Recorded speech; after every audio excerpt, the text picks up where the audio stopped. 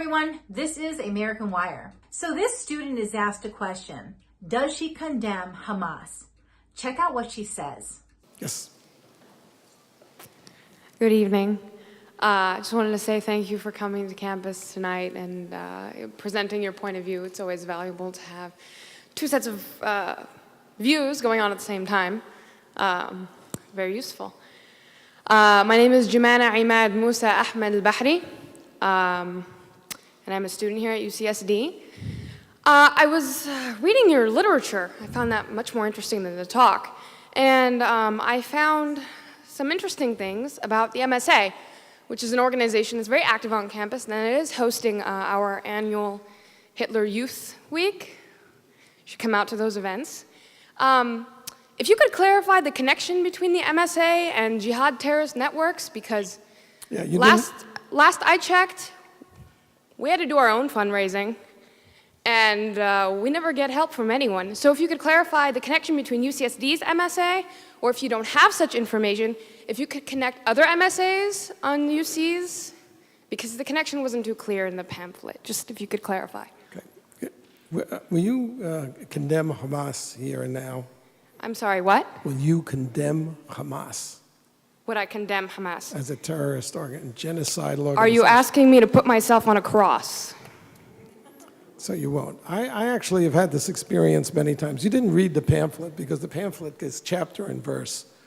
The main connection is that the MSA is part of the Muslim Brotherhood network as revealed in the documents. I don't think you understood what I meant by that. I meant if I say something, I'm sure that I will be arrested for reasons of Homeland Security.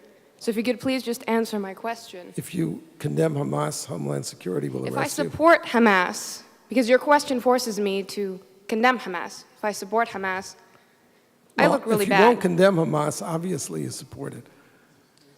Case closed.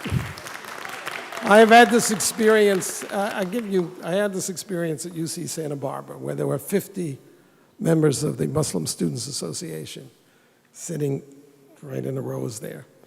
And throughout my hour talk, I kept asking them, will you condemn Hezbollah and Hamas? And none of them would. And then when the question period came, the president of the Muslim Students Association was the first person to ask questions. And I said, before you start, will you condemn Hezbollah? And he said, well, that question is too complicated for a yes-no answer. So I said, okay, I'll put it to you this way. I'm a Jew. The head of Hezbollah has said that he hopes that we will gather in Israel so he doesn't have to hunt us down globally. For it or against it? For it. Thank you. Thank you for coming and showing everybody what's here. That was like unbelievable, her answer, that she will not condemn Hamas.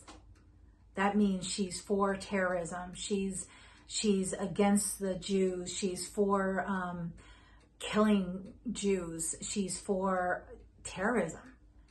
I mean, how does this student, first of all, be allowed to be a student? But even a step further, how is she able to be in a group? How does that group even able to exist in a college that supports Nazi youth? So that means they're breeding our children in this group to support and believe in the Nazi beliefs and values. This group is being careful on what they say and how they say it because they don't want to get in trouble with Homeland Security. So that's why she doesn't want to condemn Hamas. I mean, this is unbelievable that, number one, this group is allowed to exist in a college and that she's allowed to even be here in America. I remember when my children were in school, whether it's the high school level or college, if they wanted to form a group, there was a whole process that you had to go through to make sure that your group was matched the values of the school, and was just, was an okay, legitimate club or group to even start. So how did this person even get this group? How did this group even become existent in this college? Unbelievable.